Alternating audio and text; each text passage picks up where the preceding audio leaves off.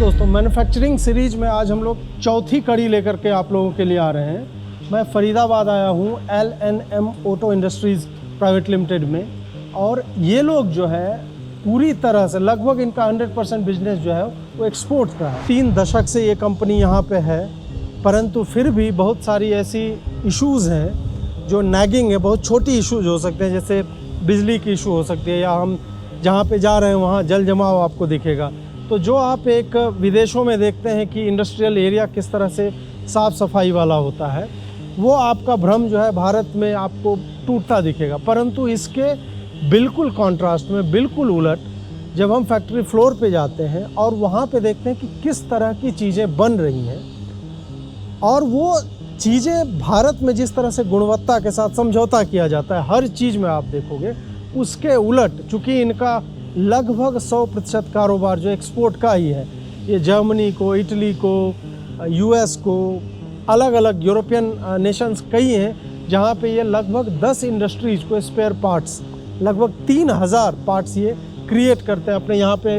हमने देखा, यहाँ पे आपको भी ले चलेंगे, 3 फैसिलिटीज़ यहाँ पे हैं। जयपुर में इन्होंने अपना एक फॉर्जिंग के लिए रखा हुआ है कि स्टील एलॉय जो आता है, जो यूज होता है इस तरह के उपकरणों को, इस तरह के स्पेयर पार्ट्स को बनाने का, उसका फॉर्जिंग ये पहले कहीं से और सोर्स करते थे। तो अब इन्होंने अपनी एक फैक्ट्री जयपुर में भी लगाई है, ताकि एंड टू एंड जो है इनके पास सारा स्टील से लेके अंतिम पार्ट तक जो वेयर हाउस में रखा हुआ है, जो और पास ही में यहाँ पे पोर्ट है, मतलब रेलवे जो है कंटेनर उसको ले जाता है। जहाँ पर मैं बैठा हुआ हूँ ये लोडिंग के लिए कंटेनर यहाँ से लगता है और यहाँ से उठ करके चला जाता है। पीछे वो कंपनी है और दाहिने एक इनका रोबोटिक्स इधर डिवीज़न है, जहाँ पे सारा काम जो है हो सकता है 1-2 साल में ये पूरा का पूरा ऑटोमेट कर दे रोबोट, और ये 3 शिफ्ट में यहाँ पे लगातार कार्य जो है वो होता रहेगा। इधर वेयर हाउस है।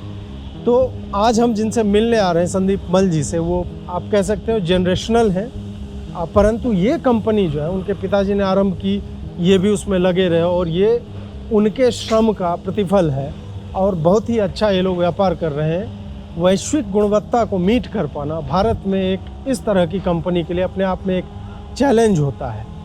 कैसे इन्होंने वो मेंटेन किया हुआ है, कहाँ से इनका आरंभ हुआ, किस तरह की इनकी यात्रा रही, यही सब आज उनसे हम जानेंगे। आइए आरंभ करते हैं। तो दोस्तों, आज हम बात करने जा रहे हैं संदीप मल जी के साथ, जिनके फैक्ट्री का टूर थोड़ा सा आपने देखा अभी इंट्रो में। फैक्ट्री में किस तरह से चीज़ें बनाई जाती हैं, इतनी कॉम्प्लेक्स और प्रेसिजन इंजीनियरिंग जिसको बोला जाता है, उससे सेमिंगली आपको जो प्रोडक्ट संभवतः लाइफ में कभी बाहर नहीं दिखेंगे, चाहे ऑटो इंडस्ट्री हो या फिर एग्रीकल्चर हो, डिफेंस हो, इन सब में इनके द्वारा और इनकी कंपनी में जो भी टूल्स यहाँ पे बनते हैं उसका प्रयोग होता है।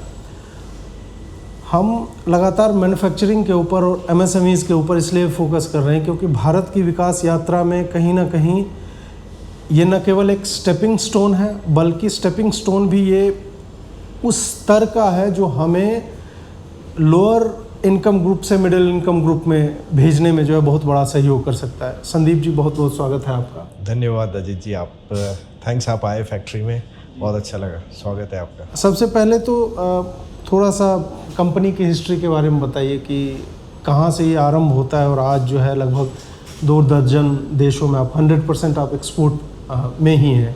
3000 से अधिक प्रोडक्ट्स जो है यहाँ पे मैन्युफैक्चर होते हैं, और 10 से अधिक इंडस्ट्रीज में ये सारे जाते हैं। तो कंपनी है क्या, इसकी यात्रा कहाँ से आरंभ होती है, किसने फाउंड किया? इसकी शुरुआत एक्चुअली पापा जब 91 में मनमोहन सिंह जी ने इकोनॉमी को ओपन किया था, एंड फॉरेन एक्सचेंज की बहुत ज़्यादा शॉर्टेज थी, और वो एक जो जनरेशन है पापा वाला, वो बड़ा देश प्रेम उनका अलग लेवल का होता है। तो उनका एक फोकस था कि हमको कहीं से फॉरेन एक्सचेंज लाना चाहिए, कुछ ऐसा काम करो कि फॉरेन एक्सचेंज आए। उस समय बहुत स्कार्सिटी होती थी फॉरेन एक्सचेंज की। तो उन्होंने फिर इसका कंसेप्चुलाइज़ किया कि कहीं, फिर हमारे कुछ फैमिली रिलेटिव्स यहाँ रहते थे, जिसके कारण हम फरीदाबाद, हम रहते थे बंगाल में पहले, तो फरीदाबाद आने का मौका मिला, और ये इंडस्ट्रियल हब है। सो फैमिली फ्रेंड्स की हेल्प से और रिलेटिव्स की हेल्प से हम फरीदाबाद शिफ्ट हुए कि हम कुछ एक्सपोर्ट के लिए बनाते हैं करके। पापा के एक मित्र हैं, वो US में रहते हैं, तो उन्होंने बोला, तो उन्होंने एक प्रोडक्ट सर्च करके दिया कि इसको बनाने की आप कोशिश करो। तो वो एक बहुत छोटा सा प्रोडक्ट था, 90 सेंट का, मेरे को याद है पहला प्रोडक्ट जो हमने डेवलप किया था, और 80 ग्राम का प्रोडक्ट था वो, जिसका हमको एप्लीकेशन भी नहीं पता। हम कभी उसके पहले यूएस नहीं गए, कहीं पे देखा नहीं, और नहीं हमारे को कोई मैन्युफैक्चरिंग का एक्सपीरियंस था। जो पेरेंटल बिजनेस था वो ट्रेडिंग का था, दुकान थी गांव में वहाँ पे, सो फूड ग्रेन्स का। सो एंड वो नहीं चाहते थे कि मैं दुकान में बैठूं। पापा इंजीनियरिंग करने के बाद बोले कि उनका हमेशा से एक ख्वाब था कि मैन्युफैक्चरिंग में जाना है। सो प्लस वो ये सोच के फिर हमने यहाँ पे शुरुआत की उस प्रोडक्ट को डेवलप करने में। हमारे को अब सोचता हूँ तो बड़ी हंसी सी आती है कि हमको कम से कम भी 8 महीने 9 महीने लगे एक छोटे से प्रोडक्ट को बनाने में, क्योंकि हमको कुछ आइडिया भी नहीं था कि इंजीनियरिंग प्लस मैकेनिकल हम किसी को नॉलेज भी नहीं थी। मैंने इलेक्ट्रॉनिक्स में किया था, इनफैक्ट मैकेनिक्स एक सब्जेक्ट था जिसमें मैं इंजीनियरिंग में सबसे पहले फेल हुआ था। अच्छा। तो वहाँ से एक लर्निंग प्रोसेस शुरू हुआ एंड फाउंडेशन वहाँ से थी। पहले इनिशियली ऑब्वियसली 5-7 साल तो बहुत स्ट्रगल था एंड नहीं लौट के जाना है, वो स्थिति हमने क्रिएट कर रखी थी कि एक नियम बना रखा था कि घर से पैसे नहीं लेने, जो यहीं कमाएंगे यहीं पे उसी से चलाएंगे। तो वो एक स्ट्रगल था कि वो बहुत काम आया, क्योंकि हम मिडिल क्लास मैंने पहले भी थे, ऐसा नहीं था कि बहुत अभाव था कुछ ऐसा, बट वो एक चूँकि रूल बनाया हुआ था कि घर से पैसे नहीं लेने हैं, तो वो एक हमेशा चैलेंज रहता था कि काम करना ही है, अब कोई ऑप्शन नहीं है लाइफ में, मतलब जो है यहीं पे। तो उस फाउंडेशन से फिर शुरुआत हुई थी 94 में। अब 31 साल हो गए उस बात को। और फिर वो एक 80 ग्राम के प्रोडक्ट से आप जो है लगभग 3000 प्रोडक्ट तक पहुँचे। आपका एक ट्वीट में देख रहा था राजस्थान के बारे में कि मतलब बंगाल में मतलब आपके पिताजी रहे और आपके परिवार का अच्छा खासा समय वहाँ बीता है, लेकिन राजस्थान से आप बोलते हैं कि वो एक अनसेड अटैचमेंट टाइप का फील होता है। थोड़ा सा इस पे। एक्चुअली हम हैं तो राजस्थान से, so almost 150 years back migrate किए हमारे पूर्वजों ने वहाँ से राजस्थान से, बिकॉज राजस्थान में कुछ इकोनॉमी में पहले खेती नहीं थी, कुछ भी नहीं था मतलब, तो वो काम के लिए कहीं ना कहीं माइग्रेट करता है आदमी, तो उन्होंने माइग्रेट किए थे बंगाल में। बंगाल उस समय इंडिया के मतलब प्रीमियर एक इकोनॉमिक हब था, वो सारा कलकत्ता में हावड़ा बेल्ट और वो इंडस्ट्रियल और ट्रेड कॉमर्स का वो था एंड उस तरह से वो लोग वहाँ आए थे। बट वो हमेशा एक अट्रैक्शन, राजस्थान चूँकि हर साल जाना भी होता था और घर पे हम मारवाड़ी बोलते हैं, तो वो एक टच भी है राजस्थान कल्चर के साथ हमेशा से। आज भी सारे तीज त्यौहार वैसे ही मनाते हैं, तो वहाँ जब भी जाते थे राजस्थान में तो हमेशा एक ये रहता था कि यार अपना घर आ गए टाइप्स।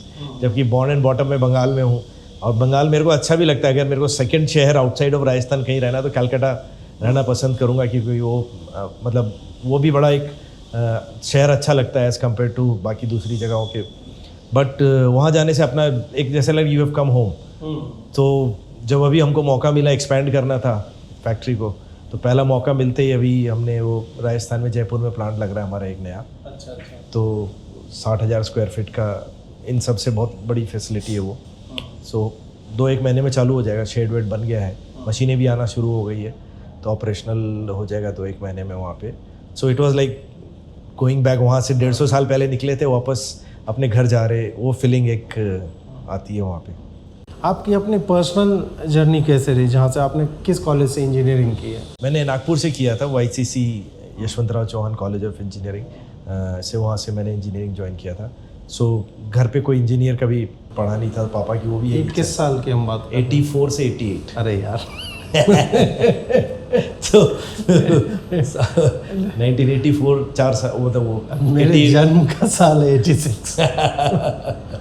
सो 84 वहाँ पे 82 में 10th करके 12th फिर नागपुर चला गया था मैं 82 के बाद। 2 साल 11th-12th वहीं की थी, फिर वहीं नागपुर में इंजीनियरिंग किया था। 88 में ग्रेजुएट हुए थे। फिर उसके बाद 3-4 साल कुछ न कुछ नया करने की कोशिश।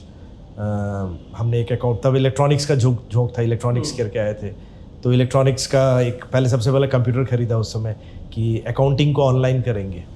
सो तब वो टैली वैली ये सब कुछ था नहीं, और कंप्यूटर भी वो थे जब आप फ्लॉपी ड्राइव से बूट करते थे, फ्लॉपी ड्राइव से डाटा, हाँ वो एक ही फ्लॉपी ड्राइव से सब कुछ होता था। और उस समय मैंने सॉफ्टवेयर बनवाया था एक अकाउंटिंग करने के लिए, तो जो पुरुलिया में, जहाँ बंगाल से हम वहाँ पे हैं, वहाँ एक इनकम टैक्स के जो बड़े वकील हैं उनके पास गया कि मेरे को कुछ कंप्यूटराइज करने के लिए कुछ अकाउंट्स दीजिए, बिजनेस दीजिए मेरे को, मैंने ये नया काम शुरू किया है। तो उन्होंने बोला ये कंप्यूटर और कुछ चलने वाले नहीं ज़िंदगी में, घर दुकानों में मुनीम बैठते हैं, वो पान भी ले आते हैं, चाय भी ले आते हैं, ये तुम्हारे कंप्यूटर न चाय ला सकता है न पान ला सकता है। सो बट एक किसी सज्जन ने मेरे को वो पहला ऑर्डर दिया, मेरे को वो हमेशा याद रहता है। वो 3,500 रुपये का फर्स्ट रेवेन्यू था मेरा, एक उनके साल की पूरे साल की अकाउंटिंग कंप्यूटराइज किया था मैंने। और उस समय वो 2 नंबर 1 नंबर ये सब भी बहुत रहता था। कोई भी व्यापारी अकाउंटिंग को मतलब वो नहीं कर लेजर एक अलग रखते थे और ऐसे काम हाँ, तो वो बट वो प्रॉब्लम दूसरी थी कि जो हार्डवेयर था वो सस्टेनेबल नहीं था। मतलब वो रोज़ ख़राब हो जाना। उस ज़माने के कंप्यूटर वो चप्पल पहन के नहीं जाते थे कंप्यूटर रूम में, और एसी होना चाहिए था। वो मतलब बड़ा, तो हार्डवेयर ही फेल हो गया मेरा बिजनेस। तो वहीं से फिर 2-3 रकम के नए नए कुछ और काम शुरू करने की कोशिश की, पर वो हर सक्सेस नहीं मिला। फिर ये एक अपॉर्चुनिटी यहाँ पे एक मिली हमारे को फरीदाबाद आने की, तो उसको हमने फिर कोशिश की। एंड देन उस समय मेरे को लगा कि अब अगर ये सक्सेस नहीं हुआ तो अब तो वापस मेरे को पापा की दुकान में वहाँ बैठना पड़ेगा, तो वो मन नहीं था। फिर तो लगभग 3 डिकेड आपने देखे, इसमें आपने प्रधानमंत्री भी कई देख लिए होंगे। और प्रधानमंत्री देखने से तात्पर्य ये है कि आपने पॉलिसी चेंजेस, मतलब मैन्युफैक्चरिंग को लेकर के, इंपोर्ट को लेकर के, एक्सपोर्ट को लेकर के, और हमारे यहाँ बहुत सारे अन्य भी समस्याएं हैं रॉ मटेरियल को लेकर के, कि जिस तरह का स्टील एलॉय आप यूज़ कर रहे हैं, हो सकता है उस वक्त हमारे यहाँ उतनी मात्रा में उपलब्ध ना होती हो, हमें बाहर से ही लेना पड़ता हो। ये सारा कुछ देखते हुए, तो ये 3 दशक में जो अलग अलग समय कालखंड आपने देखा, तो उसमें आपको क्या क्या, मतलब अच्छा या बुरा, आपके क्या क्या अनुभव वैसे रहे? बेस्ट टाइम तो ऑब्वियसली जब मनमोहन सिंह जी का जब शुरुआत हुआ था, उस समय जब फाइनेंस मिनिस्टर थे वो, सो वो सब उन्होंने जब इकोनॉमी ओपन की थी, रेगुलेशंस को रिड्यूस किया था एक्चुअली, तो वो बड़ा एक इफेक्टिव टाइम था इकोनॉमी के लिए, इंडस्ट्री के लिए। जब प्लस एक्सपोर्ट में तब टैक्स नहीं था, इनकम टैक्स नहीं था उस ज़माने में, सो वो एक एडवांटेज था ऑलवेज। ड्रॉबैक्स बहुत अच्छे थे, इंसेंटिव गवर्नमेंट बहुत ज़्यादा दे रही थी, बिकॉज यहाँ से फॉरेन करेंसी यहाँ पे थी नहीं हमारे, तो उस समय हम गोल्ड गिरवी रख रहे थे बेसिकली, वो स्टेज पे थे हम। तो वो जब उन्होंने ओपन किया तो उसके कारण, पॉलिसी के कारण काफ़ी मतलब वर्क करने का स्टाइल जो है डिफरेंट तरीके से आया। प्लस वो जो कुछ इंडस्ट्रीज़ थी जो गवर्नमेंट के सपोर्ट से चलती, सपोर्ट इन द सेंस की जो लाइसेंस राज के कारण चलती थी, उनके लिए वो चैलेंज था, क्योंकि वो अचानक उनको ओपन इंडस्ट्री में कंपटीशन आना लगा, तो वो उसको विरोध करते थे। इनफैक्ट लॉबी भी बनी थी कि ये क्योंकि उनको हमेशा से आदत रहती थी कि बैक एंड से आप लाइसेंस ले लो और काम कर लो करके। तो वो एक पीरियड बड़ा गोल्डन पीरियड था, जब जो मेरे को उस राइट टाइम पे मेरे को पुश मिला, इनिशियल जो पॉलिसी का सपोर्ट अगर बोलें कि आप आए तो जो आपको बिज़नेस को सपोर्ट करने के लिए एक पॉलिसीज़ का वो था। बट उस समय ये सारी चीज़ों की बड़ी प्रॉब्लम थी। स्किल तो आज भी बड़ी प्रॉब्लम है इंडिया में, स्किल बहुत ही मतलब सबसे जो बड़ी प्रॉब्लम इंडिया में स्किल को लेके है। दूसरा जो प्रॉब्लम एक मेरे को लगती है कि गवर्नमेंट जो भी कर रही हो, करप्शन का लेवल कुछ चेंज नहीं हुआ एक्चुअली। वो ब्यूरोक्रेट्स या जो जहाँ आपको डील करना पड़ता है, जहाँ आप सब कुछ ऑनलाइन भी हो गया ना, तो वहाँ पे भी वो कुछ ना कुछ रास्ता निकाल ही लेते हैं कि आपसे ऑफलाइन आपको भेंट करना ही पड़ेगा उनके साथ। वो जो मेंटलिटी है वो नहीं है। प्लस तीसरी जो प्रॉब्लम मेरे को लगती है कि जो आम जनता का ना एंटरप्रेन्योर्स के प्रति एक जो बर्ताव है वो हमेशा, हाँ, वो डकैत है, चोर हैं, वो मतलब ये करे, तो वो कभी भी सपोर्ट सिस्टम जो है आप देखिएगा बड़े खुश होते हैं। अगर कोई फेल हो गया तो पब्लिक बड़ी खुश होती है कि ये बड़े हवा में उड़ रहा था, यू नो। तो वो माइंडसेट चेंज होना ज़रूरी, क्योंकि अल्टीमेटली इकोनॉमी तो जो है आपके सब, अगर आप देखेंगे सबसे ज़्यादा अगर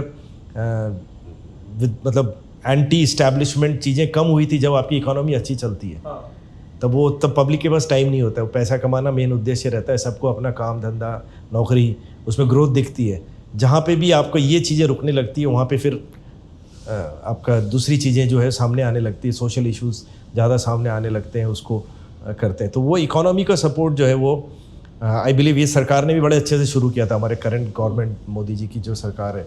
पर धीरे धीरे करके वो भी टैपर होते जा रहा है, मतलब वो भी जैसे लगता है उनकी प्रायोरिटी में नहीं है, ऐसा फील होता है, पता नहीं, मतलब ग्राउंड लेवल पे कुछ चेंज नहीं हुआ। आज इंफ्रास्ट्रक्चर आप देखें कि इतना बड़ा इंडस्ट्रियल एरिया है, इतना expensive industrial area, premium, Haryana one of the top industry की इकोनॉमी जोन्स में आता है, स्ट्रीट लाइट नहीं है।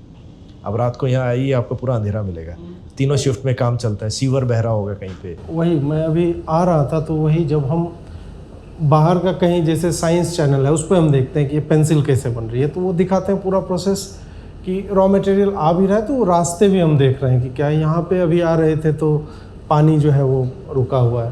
प्लस जो जैसे राहुल राज जी, उनसे बात की हमने वो नोएडा में, वहाँ पे इलेक्ट्रिसिटी की इशू बहुत ज़्यादा है। यहाँ पे भी हम बैठे हुए हैं, अभी इलेक्ट्रिसिटी आपके सामने ही गई है, अब देखा वो चला गया। फिर मतलब बेसिक चीज़ें जहाँ हम एक तरफ हाईवेज देख रहे हैं, एयरपोर्ट्स का नंबर, वाटर पोर्ट्स, ये सब हम देख रहे हैं कि वो इनेबलर की तरह काम करता है। परंतु वही मेरा अगला प्रश्न ही वही था, आपने उत्तर दे दिया कि ये सिंपल इश्यूज़ जो हैं, ये नैगिंग इश्यूज़ हैं कि इलेक्ट्रिसिटी, क्योंकि सॉफ्टवेयर का प्रॉब्लम आपने सॉल्व कर लिया कि भाई हमारे पास मशीन है, उसको हमने प्रोग्राम कर लिया, ये ऐसे काम करेगा।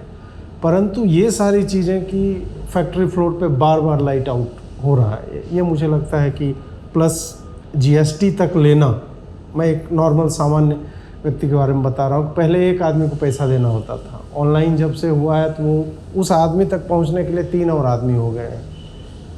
पुलिस को कई बार कई जगह पर प्रोटेक्शन मनी देना होता है, नहीं तो कोई यूनियन बाज आके जो है पत्थर फेंक के चला जाएगा। ये सारे भी अनुभव रहे हैं। तो ये मतलब दुर्भाग्य है, जो भी लोग देखते हैं मतलब सरकार के लोग वो देखें और ध्यान दें थोड़ा सा। अब थोड़ा सा ये बताइए कि आपकी कंपनी का एक विज़न है कि हम एफिशिएंट मैन्युफैक्चरिंग करते हैं, प्रेसिजन इंजीनियरिंग करते हैं। ये शब्द क्या है, इसका मतलब क्या है? बेसिकली हम एक तो हमारा एम था कि जो आपका, बिकॉज हमारा फोकस हमेशा इंटरनेशनल बिजनेस में रहा कि हम एक्सपोर्ट पे ज़्यादा फोकस करें, हम डोमेस्टिक मार्केट में नहीं बेचते माल। हमारा कोई मतलब हार्डली 1-2% बिजनेस होगा, वो भी उन कंपनियों का है जिनके हमारे एक्सपोर्ट के जो बायर्स हैं उनकी इंडिया में फैक्ट्री है, तो उनको यहाँ पे लोकल सप्लाई करते हैं। उसके अलावा सच कोई हमारा डोमेस्टिक कस्टमर नहीं है। तो उसके क्या है कि वो हमेशा, चूँकि फोकस है तो वो हमेशा एक रहता है कि एक डिफरेंशिएटर क्या है, क्वालिटी आपको देना ही है, टाइम से माल आपको देना है, आपको कॉम्प्रोमाइज़ आप डिलीवरी में नहीं कर सकते, सप्लाईज़ के वॉल्यूम में नहीं कर सकते, जो उनकी नीड्स है उसमें नहीं कर सकते।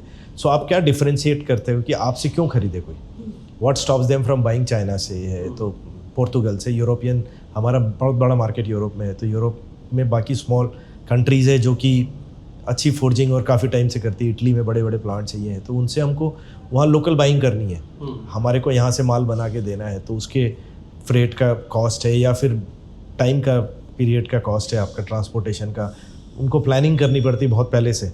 अगर उनको माल अक्टूबर में चाहिए तो आज हमको ऑर्डर देना पड़ता है, क्योंकि हमको बनाने का टाइम प्लस शिपिंग का टाइम। सो वो हमारे को अगर सक्सीड होना है तो हमारे को वैसी चीज़ें पकड़नी पड़ेगी जो एक तो हर आदमी ना बना सके, और कुछ लाइन हमको चेंज करना, क्योंकि ऐसा नहीं होना चाहिए कि अब हम कस्टमर के साथ हमारा मैरिज इतना सॉलिड होना चाहिए कि उनके बिना हमारा नहीं चले, हमारे बिना उनका नहीं चले बेसिकली।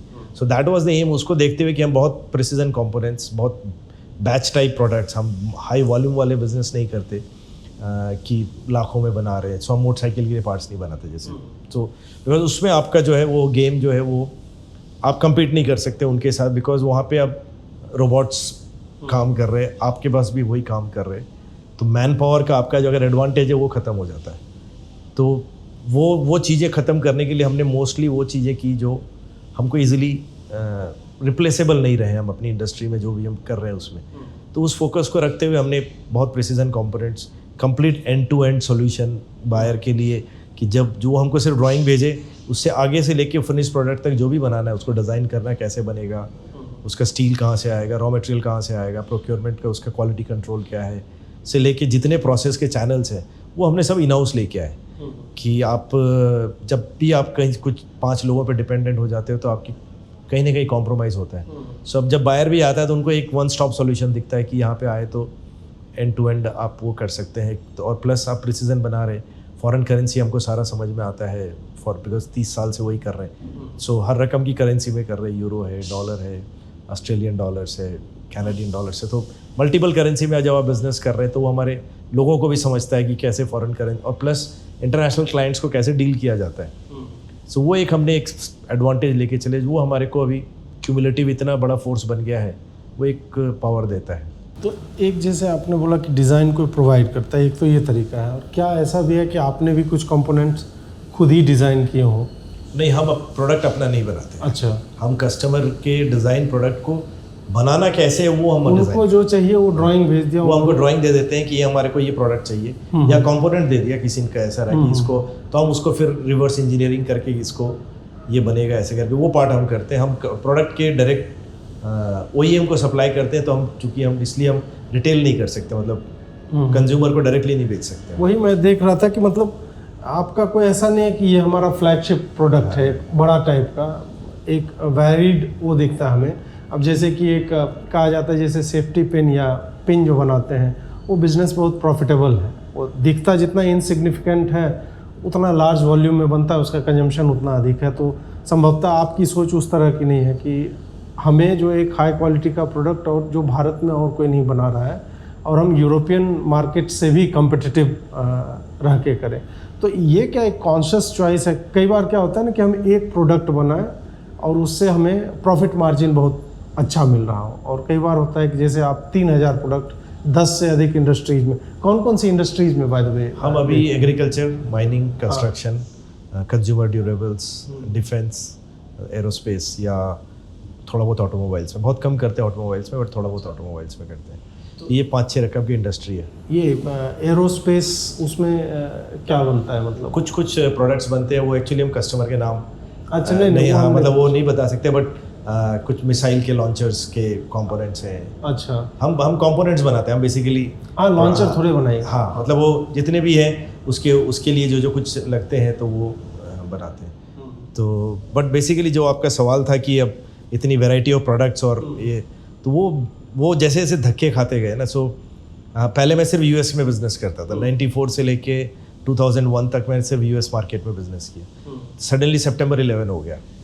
सितंबर 11 जब हुआ तो पूरा यूएस का मार्केट दो महीने के लिए पूरा शटडाउन हो गया। 2 महीने के लिए शटडाउन हो गया, तो फिर मेरे को समझ में नहीं आया कि अब फैक्ट्री में कोई ऑर्डर नहीं, कुछ नहीं, एक ही कस्टमर था और एक ही प्रोडक्ट कैटेगरी, माइनिंग के लिए कुछ प्रोडक्ट्स बनाते थे, और एक ही क्लाइंट था और एक ही करेंसी में था, और वो मार्केट बंद हो गया।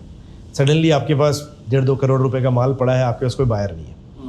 तो फिर अब समझ में नहीं आया कि करें क्या। तब बोले कुछ और तो एक्सप्लोर करना ज़रूरी है कि हम दूसरे मार्केट्स या दूसरी कंट्रीज या दूसरों को ही करें। इंसिडेंटली उस समय हमारे को एक इंडिया में एग्जीबिशन लगा था कलकत्ता में, माइनिंग का एक एक्सपो लगा हुआ था। तो मैं किसी और शादी में गया था, तो वहाँ पे बोर्ड देखा, मेरे को पता भी नहीं था माइनिंग का एक्सपो है। वहाँ बोर्ड लगे हुए थे पार्क स्ट्रीट में, तो वो देखा, तो वो वहाँ चला गया, एग्जीबिशन था करके। तो वहाँ जब गया तो वहाँ पे एक क्लाइंट मिला, इंडियन कस्टमर वहाँ पे था, तो उसका स्टॉल था वहाँ पे, जो हमारे प्रोडक्ट बेच रहा था। अच्छा, और वो यूएस से इंपोर्ट करके बेच रहा था, है तो इंडिया में बेच रहा था वो वहीं से। तो मैं वहाँ पे गया तो देखा, मैंने बोला यार ये माल तो मतलब हम बनाते हैं ये, ऐसे करके। तो वैसे उनसे हमारा इंट्रोडक्शन हुआ, और जब उनसे इंट्रोडक्शन हुआ तो फिर उनको हमने मतलब 1-2 सप्लाईज दिए। तो सेकंड कस्टमर जो था मेरा इंडियन एंड 1 आध साल के अंदर जो वर्ल्ड की नंबर 1 कंपनी थी माइनिंग टूल्स की, उन्होंने उसको टेक ओवर कर लिया। अच्छा, तो हमारा फिर उस डायरेक्ट एंट्री हो गई यूएस, उनके सब जगह ऑपरेशंस थे वर्ल्ड वाइड, तो उस कंपनी में हमारी डायरेक्ट एंट्री हो गई, बिकॉज मैं उस एग्जीबिशन में गया। मैं डेस्टिनी में बड़ा मानता हूँ कि जो होना होता है। अगला प्रश्न वही मैं पूछ रहा था। कई बार ऐसा होता है कि जब हम होपलेस भटक रहे होते हैं या फिर लगता है कि कुछ नहीं, फिर एक ऐसा कुछ एक फ़ोन कॉल आ जाए या कुछ इस तरह का दिख जाता है जो आपके मतलब पूरे जीवन की दिशा संभवतः बदल देता है। मेरे साथ तो ये बहुत बार ऐसा 5-7 किस्से ऐसे हो गए। तो आप ये जो पूरी स्टोरी है वो एक्चुअली ये भी उसकी थोड़ा सा और इसको मैं ब्रेक डाउन करता हूँ कि मेरे को दादाजी ने मेरे बोला कि आपको एक शादी में जाना है कलकत्ता में, उनके मामा जी के ग्रैंड डॉटर की शादी थी। मैं कभी मिला नहीं, कभी उनके घर नहीं गया। तो मैंने बोला मैं जानता भी नहीं किसी को वहाँ पे। तो उन्होंने बोला कि ये मैं तो जा नहीं सकता, एज है, किसी को जाना पड़ेगा, किसी को जाना पड़ेगा, इसलिए तुमको जाना है। तो मैं चला गया शादी में। अब वो उस समय फुल फेयर की टिकटें होती थी, इंडियन एयरलाइंस की वो टिकट थी। तो उस समय बिजनेस बंद था पूरा का पूरा। यूएस, नवंबर की बात है ये, 6 नवंबर, मेरे को डेट भी याद है 2001 में। तो उसके बाद जब वहाँ गया तो शादी में, तो मेरे ब्रदर इन लॉ वहाँ रहते कलकत्ता। तो मैंने उनको बोला यार साथ ही चलेंगे, तो बाहर गाड़ी में बैठना, मैं लिफाफा दूंगा, आ जाऊँगा, फिर अपन कहीं पार्क स्ट्रीट में खाना खाने चलेंगे। तो मैं वहाँ पे गया, हम चले गए पार्क स्ट्रीट में। वही घूमते घूमते जब पार्क स्ट्रीट में वो बोर्ड देखा मैंने। अब वो एग्जीबिशन शुरू हो रहा था 9 तारीख को और मैं 7 तारीख को वापस लौट रहा था। तो 7 तारीख को लौट के आ गया। मैं आने के बाद मैंने पापा को बोला कि मेरे को वापस उस एग्जीबिशन में जाना है। तो उन्होंने थोड़ा सा मेरे को भी बोला यार बिजनेस है नहीं, पैसे है नहीं, फिर 20,000 की टिकट खरीद के कलकत्ता जाएगा। पर पता नहीं क्यों मन हुआ, मैं चला गया। तो वो जो डेस्टिनी ने पुल किया, वहाँ से जो शुरुआत हुई, उस कंपनी में हमने इंडिया में देना शुरू किया। उन्होंने एक अमेरिकन कंपनी ने उसको टेक ओवर कर लिया। वो वर्ल्ड की नंबर 1 कंपनी थी, उसमें मैं घुसने की बड़ी कोशिश कर रहा था, बट मेरे को पता ही नहीं था किसको मेल करूँ। तो एट रैंडम आप किसी को लिखते थे और वो info@something। सो वो फिर वो जो अमेरिकन कंपनी है उन्होंने ये टेक ओवर किया वहाँ पे इंडियन कंपनी को। उसके बाद उन्होंने 1 साल के बाद उसको बेच दिया, वर्ल्ड की जो नंबर 2 कंपनी उसको बेच दिया। तो उसके कारण मेरी नंबर 2 कंपनी में एंट्री हो गई। वो एक जो ट्रिप किया था मैंने उस शादी में जाने का, और वो बिज़नेस बहुत अच्छा चला, 15 साल 20 साल तक बहुत अच्छा बिज़नेस चला वो। और अभी कोविड के 2019 की बात है, मैं यूएस ही जा रहा था और फ्लाइट पे बैठ के मैं लास्ट बंद करने के पहले एक बार मेल चेक किया ऐसे ही, तो वहाँ पे उसमें उस कंपनी का मेल था कि हम ने बिज़नेस एग्जिट कर दिया ये वाला। अच्छा। आप हमने इसको बेच दिया है, मैंने किसी को बेचा नहीं था, पर उन्होंने बोला कि हम एग्जिट कर दिया है करके ऐसे करके। तो अगर आप जो भी आपके पास कोई माल पड़ा है नेक्स्ट 6 महीने में हमको सब दे दीजिए, हम उसको ले लेंगे करके। तो उन्होंने जिनको बेचा वो हमारे एक नए कस्टमर बने। वो भी उन्होंने ही अपने आप अप्रोच किया, उन्होंने पता कर, हमको पता ही नहीं था किनको बेचा है पहले। तो उसके कारण मेरा एक इटली में कस्टमर बना जो उनसे ख़रीदता था माल। एक कैलिफोर्निया में एक नया कस्टमर बना जो उनसे माल, वो डायरेक्ट आने लग गए। तो मेरे 3 कस्टमर बन गए एक के जाने के बाद। सो एक टाइम ऐसा था कि मेरा ऑलमोस्ट 50-60% बिजनेस जो है वो कलकत्ता ट्रिप के कारण चल रहा था। जो वो वहाँ पे हुआ था। तो डेस्टिनी का बहुत बड़ा रोल है, लोगों का मिलना, राइट पर्सन का मिलना, नॉट जस्ट बायर का, आपके साथ जो काम कर रहे हैं आपके कलीग से उनका भी मिलना, वो बहुत बड़ा रोल होता है। तो वो बहुत काम आया मेरे। जैसे आपके यहाँ एम्प्लॉयज़ कितने हैं? अभी करीब 250 प्लस। हाँ वही 250 है, और इतना सारा कुछ बन रहा है, तो क्या ये ऑटोमेशन के कारण कम है या फिर आपको लगता है कि ये मोर देन एनफ है जितना काम आप करते हैं? नहीं, ऑटोमेशन तो बहुत इंपॉर्टेंट हो ही गया है अभी, तो उसके बिना तो सर्वाइव ही नहीं कर सकते। ऑटोमेशन के कारण क्या हो रहा है कि आपका एम्प्लॉयमेंट का टाइप चेंज, पैटर्न चेंज हो रहा है। आप जो एक कैजुअल बंदा काम करता था, जो रिपीटेटिव जॉब करता था, वो जॉब तो एग्जिस्ट नहीं करेगी थोड़े दिनों में, बंद भी हो गई है आप देखिए।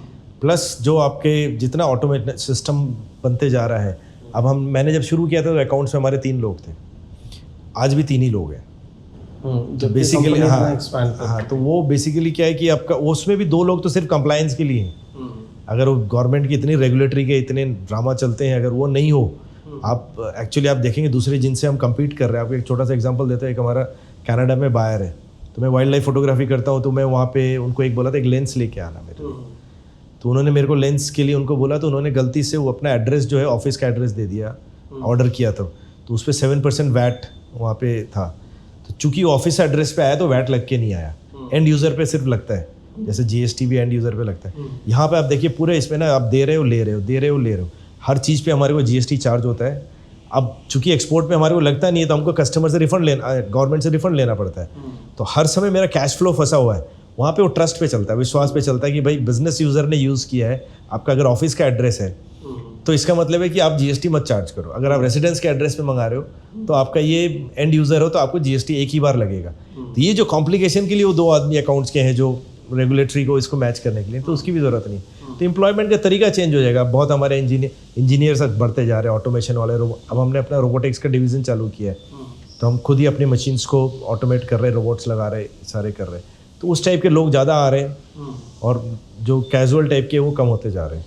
जैसे वही मैं अभी इलॉन मस्क का एक स्टेटमेंट देख रहा था, वो ऑप्टिमस और XAI ग्रोक का इंटीग्रेशन से बोल रहा है कि अगले 5 साल में ऑटोमेशन के जितने जॉब हैं जो आदमी करता है वो जो है वो लगभग ख़त्म हो जाएंगे। तो ऑब्वियसली वो US के लिए बोल रहा है, वहाँ पे ज़्यादा है, परंतु भारत में भी आएगा, देर सवेर आएगा। और अब चूँकि हम इतने ओपन हैं, तो पहले जिस चीज़ को आने में 10 वर्ष लगता था, हो सकता है 5 में आ जाए, मतलब US के 5 साल के बाद।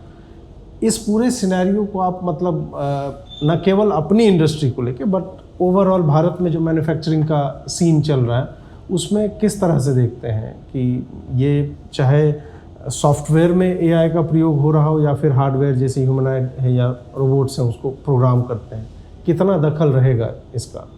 कंप्लीट उसके बिना काम ही नहीं कर सकते आप। अभी आपको मैं एक छोटा सा एग्जांपल देता हूँ कि अभी हम कोई भी प्रोडक्ट नया डेवलप करते हैं तो स्टैंडर्ड्स आते हैं कि इस तरीके से उसको चेक होगा, इस तरीके से बनेगा। एक 20 पेज का फर्रा कस्टमर से एक प्रोडक्ट के बारे में डिटेल आया, अब उसको हमारे लोग अभी स्टडी करते हैं, उसके हिसाब से प्रोसेस बनाते हैं। उसमें ह्यूमन एरर हो जाता है, कभी कुछ छूट जाता है, एक लाइन भी छूट गई तो प्रोडक्ट का सारा वो पैरामीटर्स चेंज हो जाते हैं। तो अब हमने उसको डाल दिया ग्रोक में, सुपर ग्रोक में डाल दिया उसको पूरे के पूरे को। उसने 5 मिनट उसमें समरी निकाल के हाईलाइट दे दिया मेरे को, जो आज मेरे 10 दिन लगा के 3 इंजीनियर उसको पढ़ के कर रहे हैं, उसको उसने 5 मिनट में करके दे दिया। सो आपका अब जितना हमारा ट्रस्ट, जितना उसकी लर्निंग बढ़ती जाएगी 2 साल 4 साल 5 साल में, इतना पावरफुल है, इतना उसको नॉलेजेबल हो जाएगा वो कि अब आप उस पर 100% ट्रस्ट करने लगोगे, जो कि अभी आप रीवेरीफाई भी कर रहे हो कि उसको ये सही बोल रहा है कि नहीं बोल रहा है। तो वो धीरे धीरे करके, प्लस उसके कारण क्या हो रहा है कि स्किल लेवल और लोगों का कम हो रहा है, अब उस पर ट्रस्ट कर रहे हैं। अब एक आदमी एक लाइन भी ट्वीट करता है तो चैट जीपीटी से पहले पूछता है कि मैं, जबकि उसको आता होगा, वो एक सिंपल लैंग्वेज भी कर रहा है, तो धीरे धीरे करके उसकी अपनी लिखने की स्किल जो है वो खत्म हो जाएगी।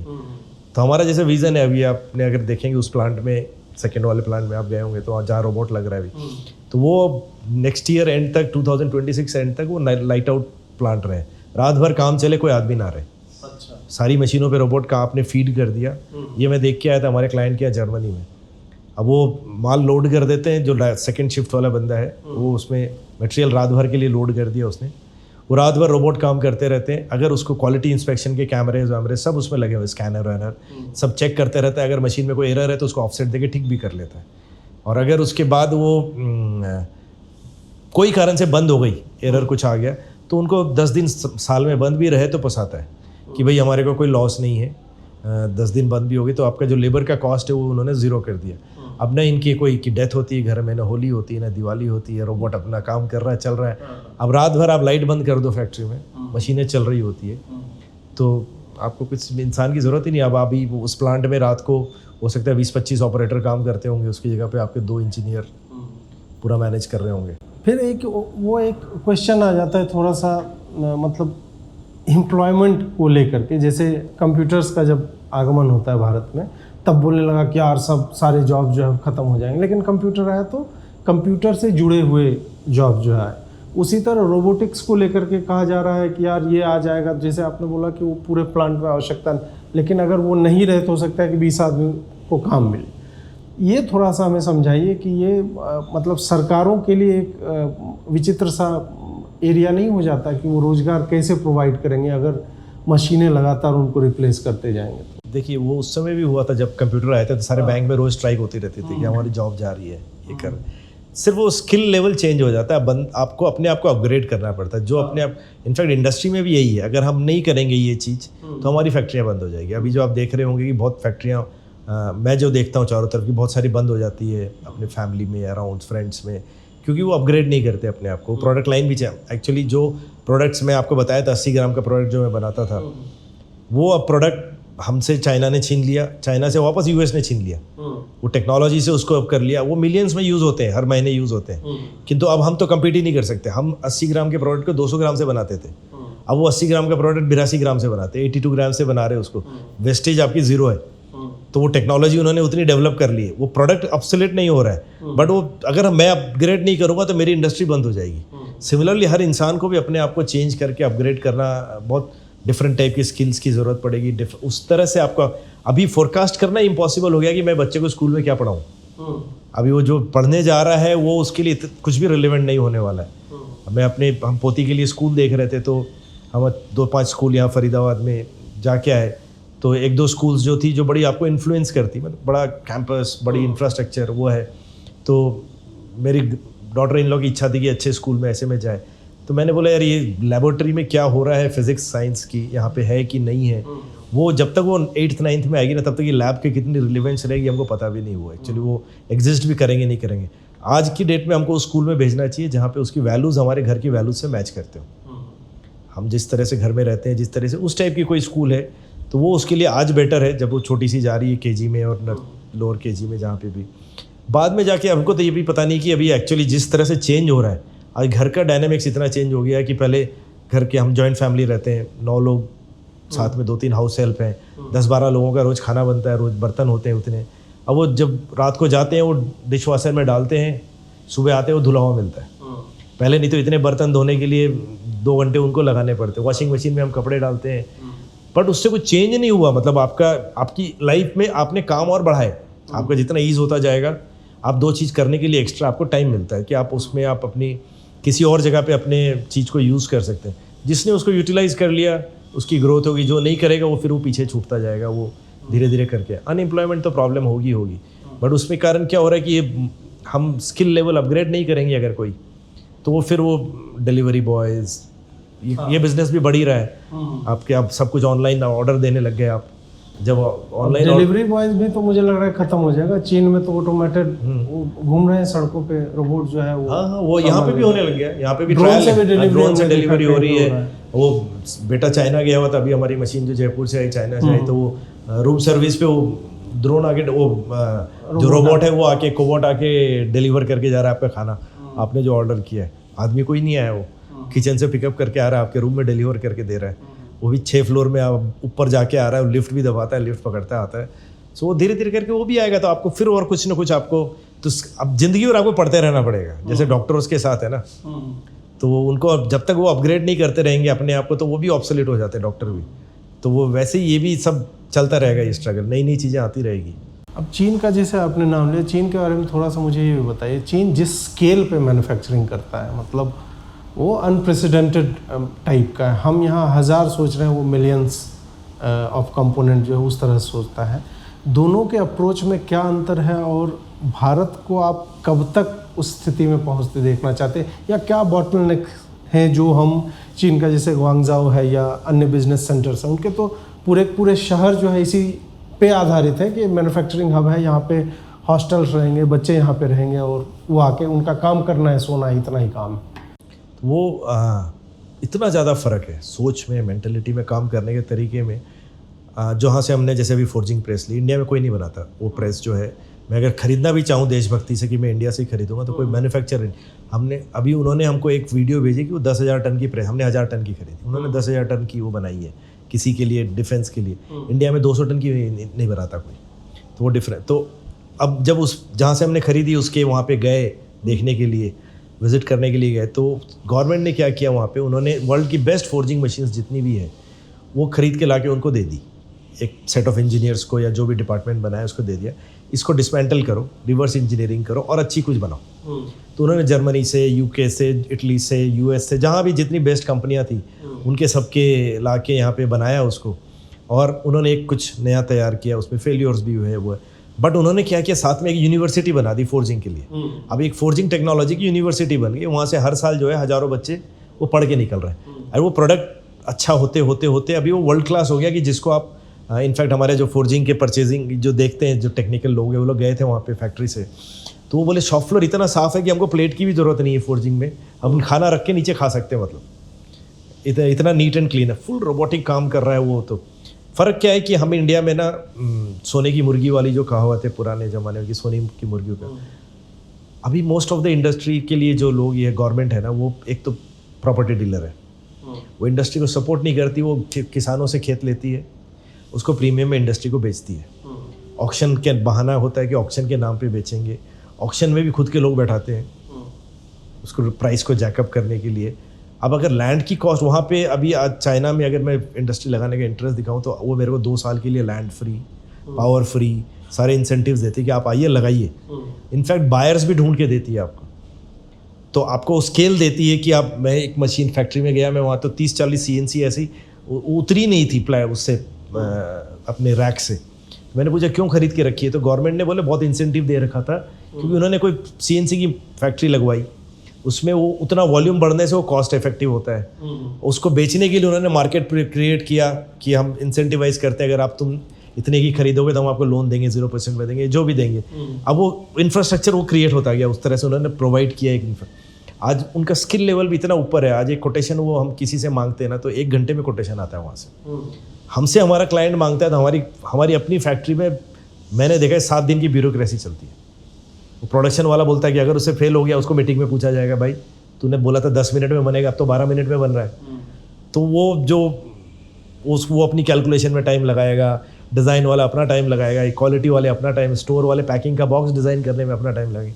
वहाँ वो 1 घंटे में वो कोड करके, उसके बाद शाम तक तो व्हाट्सएप आना शुरू हो जाता है, आपने डिसाइड किया सर, देखिए एक लुधियाना में हमने एक और मशीन वैसी भेजी है, वो आपको, और वो है ना वो फियर ऑफ मिसिंग आउट वाला सिचुएशन भी क्रिएट करना शुरू कर देता है, यार इंडिया में वो मशीनें आ रही, हमने नहीं खरीदी। यहाँ वो इंफ्रास्ट्रक्चर, यहाँ तो रेगुलेटरी में उलझा रह जाता है आदमी, अननेसेसरी की हैरेसमेंट वो एक्चुअली होती रहती है, जिसमें आपकी इतनी नेगेटिव एनर्जी जाती है उसको सॉर्ट आउट करने, बिकॉज यहाँ ट्रस्ट नहीं है। यहाँ मतलब डिसहार्टनिंग, मतलब आपको फोर्स कर देगी सरकार कि यार मत करो ये काम, कोई दूसरा क्यों नहीं कर लेते, इस टाइप का संभवतः, मतलब कम से कम छोटे स्केल के, ठीक है, अब अडानी है, अंबानी है, जो लार्ज लाखों करोड़ के जिनके बिजनेस है, तो उनके लिए हो सकता है चीज़ें अलग तरह से काम करती हैं। पर जैसे कि आप बता रहे हैं कि इलेक्ट्रिसिटी का, वाटर का आ जा रहे हैं, तो मतलब स्ट्रीट लाइट नहीं, ये सब तो सीरियस मुझे आप लगता है। देखिए एनसीआर में बैठे हैं, हाँ। इससे बड़ा कुछ नहीं हो सकता एग्जैक्टली। इंडिया में। और 75 साल हो गए स्वाधीनता को, हर सरकारें आ गई, हर पॉलिटिकल पॉसिबल पॉलिटिकल पार्टी की सरकार आ गई। आज भी हम पावर, सीवर, सड़क, एयर पोल्यूशन, जो बेसिक चीजें आपको एक, आप फ्लाईओवर्स भूल जाइए, आप बड़े बड़े एयरपोर्ट्स भूल जाइए, आपको मतलब वो सब कुछ ऑनलाइन हो रहा है वो भूल जाइए। ये तो बेसिक एक ह्यूमन नीड है कि अगर आप एक किसी भी कंट्री में रह रहे हो तो ये हर आदमी एक्सपेक्ट करता है कि हो। तो हम एनसीआर में उसको फाइट कर रहे हैं। अभी बाकी शहरों की तो मैं क्या बात करूं जो इधर उधर है, वो फीड ही नहीं होता एक्चुअली। लोग भी यूज टू हो गए, अभी लोग को भी थोड़ा सा भी दे देते हैं ना, जैसे वो जो किसी एक, जब मेरे को याद है बहुत कोई पॉलिटिकल मूवीज बनती थी पुराने ज़माने में, एक देखी थी कभी मैंने, वो पेट्रोल का दाम इंदिरा गांधी का वो बताते थे कि भाई 3 रुपये बढ़ा दो, फिर 2 रुपये कम कर दो, 1 रुपये बढ़ा दिया हमने, पब्लिक खुश है कि 2 रुपये कम हो गए, वो एक्चुअली 1 रुपये बढ़ गया। वो गेम चलता है यहाँ पे, थोड़ा देते रहो तो पब्लिक खुश है और चल रही है। थोड़ा सा अपने फैक्ट्री सेटअप के बारे में बताइए कि जैसे आप इतनी जगह पे घूमे और आपने देखा कि हर जगह फैक्ट्रीज किस तरह से काम करते, तो अपने शॉप फ्लोर पे आपने किस तरह की चीज़ें, जो बेस्ट प्रैक्टिसेस कह लें या फिर इम्प्रूव करने की चेष्टा आपने क्या क्या की लेबर के लिए? सबसे पहले तो अगर देखिए तो हमारा एक जो है एक्चुअल फैमिली की तरह है। हमारे यहाँ पे आप देखेंगे जो भी यहाँ बात करते हैं ना, वो आप गुड मॉर्निंग नहीं बोलते, जय श्री कृष्ण बोलते हैं, चाहे वो किसी भी रिलीजन का हो, बिकॉज हम इससे जय श्री कृष्ण से हम लाइक कृष्ण को रिवोक नहीं कर रहे, मे गॉड ब्लेस यू, उसका मीनिंग जो है सिंपल। इनफैक्ट मेरे कस्टमर्स भी जब फ़ोन करते हैं बाहर से, वो भी जय श्री कृष्ण बोलते हैं, उनको पता है कि यहाँ पे वो कल्चर है। तो एक वो अडेप्टेशन है कि हमारे को काइंडनेस कोशेंट जो है ना, जिसको मेरे आपका KPI में परफॉर्मेंस देखा जाता है, उसमें हम काइंडनेस भी देखते हैं कि आप अपने कलीग्स के साथ कितने काइंड हो। तो वो एक इसी से कारण से क्या है कि हमारे यहाँ जो एम्प्लॉयज़ हैं उनकी एम्प्लॉय टर्नओवर रेशियो बहुत कम है। तो मैंने जिन 5 लोगों के साथ शुरू की थी फैक्ट्री, आज भी उसमें से एक जन है 35, 31, 32 साल बाद भी, बाकी 4 रिटायर हुए यहीं से। मतलब ये नहीं कि कहीं जॉब छोड़ के गए, तो यहीं से रिटायर हुए। तो वो एक हमेशा अप्रोच रहता है कि वो जो आपका ह्यूमन टच है वो सबसे पहले इंपॉर्टेंट है अगर सक्सेस होना है तो, बिकॉज वो ट्रस्ट के अलावा कुछ नहीं चलता। सारी चीज़ें मैंने करनी नहीं, मैंने ऑडिट नहीं करना, तो वो आप जहाँ पे आप ये सारी चीज़ें लाने शुरू करते, क्योंकि वो हम फेस करते हैं जब गवर्नमेंट हमारा ऑडिट करती है। तो आप जितना किसी को चोर साबित करने की कोशिश करते हैं, उसको उतना ही रास्ता निकल के आता है। वो डिफेंस में पहले खेलता है। तो यहाँ पे हम साथ लेके चलते हैं, तो जिसको भी अथॉरिटी है, जिसको पावर है, जो है वो इंडिपेंडेंट डिसीजन लेता है। तो उसके कारण क्या हुआ कि हम लोग जो मैनेजमेंट में ओनर्स हैं, अब मेरे बच्चे भी आ गए, तो हमारे पास बहुत फ्री टाइम रहता है सोचने के लिए, कि हमको ये डे टू डे रेगुलेटरी और डे टू डे ऑब्लिगेशंस और डे टू डे प्रोडक्शन क्या है, उस पर हम एक दूसरे को ऑडिट नहीं कर रहे। तो एक्चुअली देखा जाए तो मेरे पास पूरे दिन भर में 1 घंटे से ज़्यादा काम नहीं होता फैक्ट्री, तो ट्विटर ज़्यादा करता हूँ मैं उसके काम से ज़्यादा, क्योंकि फिर क्या है कि आपको फ्री माइंड से सोचने का मौका मिलता है कि अब ये प्रोडक्ट लाइन में जाना है, ये इंप्रूवमेंट करना है। आप अभी एक प्रोडक्ट को पकड़ लेते हैं कि भाई इसकी कॉस्टिंग में डिसाइड करते हैं, इसको अब नेक्स्ट टारगेट है कि इस प्रोडक्ट का हमारे को ये इम्प्रूवमेंट करके हमारे को इसकी कॉस्ट को 5% रिडक्शन करना है। तो वो अगर हम 5% रिडक्शन कर लिए, वो बहुत ज़्यादा एफिशिएंट है। तो पूरी टीम का फोकस पर एक तरफ, हर महीने एक आध प्रोडक्ट ऐसे चूज़ कर लेते हैं, उसका स्टैंडर्ड चेंज करते हैं, फिर कुछ तरीका एक्सपेरिमेंट्स करते हैं। जब आप फ्री रहते हैं और दिन भर के झंझट से नहीं रहते, उलझे रहते, तो आप इंडिपेंडेंटली सोच सकते, नई कंट्रीज़ कहाँ एक्सप्लोर कर सकते, नई रकम से हेजिंग कैसे कर सकते हैं। हमारे फॉरेन एक्सचेंज का बहुत बड़ा रोल है, सारा एक्सपोर्ट है, इतना फ्लक्चुएशन होता है। पहले तो दूरदर्शन में जब न्यूज़ आता था तो 1 पैसे का डॉलर का फ़र्क होता था, हेडलाइंस में आता था। पहले 4-5 जो न्यूज़ आती थी उसमें 1 होता था, अब तो एक दिन में 1 रुपये इधर से उधर हो जाता है, पता नहीं चलता है। चूँकि हमारा गेम एक्सपोर्ट का ही सारा है, तो हेजिंग का बहुत बड़ा रोल रहता है। तो अब कभी हेज करते हैं, कभी उस हेजिंग में लॉस हो रहा है, तो सोचने का तरीका मिलता है कि मैं यूरो को डॉलर कन्वर्ट करूँ क्या, डॉलर को पाउंड करूँ क्या, कैसे गेम खेलूँ कि मेरा लॉस मिनिमाइज़ हो या प्रॉफिट मैक्सिमाइज़ हो। तो जो वो सारी चीज़ें जो है वो फ्री टाइम होता है। नहीं तो आप दिन भर यही लगे हुए, यार ये चाय इतनी क्यों पी ली तूने, इतने फोटोकॉपियर के प्रिंटर क्यों लगा दिए, इतनी कार्बाइड क्यों लगा दी, होता है उस जगह पे। तो वो जहाँ पे आप करने लग जाते हो तो आपकी ग्रोथ फिर। दूसरा मैंने देखा है कि आपको जो भी इंडस्ट्री में मैनिपुलेशन शुरू होता है ना, बैलेंस शीट को मैनिपुलेशन, चाहे प्रॉफिट कम कर रहे हो टैक्स नहीं देने के लिए, चाहे प्रॉफिट बढ़ा रहे हो लोन लेने के लिए, कोई भी रकम से जहाँ पे ये चालू होता है ना, तो वहाँ पे आपकी टीम का ही पूरा वैसे अप्रोच शुरू हो जाता है कि मैनिपुलेशन से सारा जुगाड़ से काम होता है। वो हमारे यहाँ पे एकदम स्ट्रिक्टली वो नो है कि हम करप्शन भी नहीं करते, हम घूस नहीं देते। वन ऑफ द रीजन्स हम इंडियन मार्केट में नहीं घुस पाते हैं, या तो उसका कारण भी यही है कि इन प्राइवेट सेक्टर इंडिया में ज़्यादा करप्ट है as compare to government actually, जो मेरा एक्सपीरियंस है। अच्छा, तो वो बेसिकली वो माइंडसेट हमने जो रखा है ना मैनिपुलेशन वाला, तो आप भी फ्री रहते हो। आपको जब आप झूठ बोलते हो तो आपको याद रखना पड़ता है, तो अब आप फ्री रहते हो कि आप जो है सो है।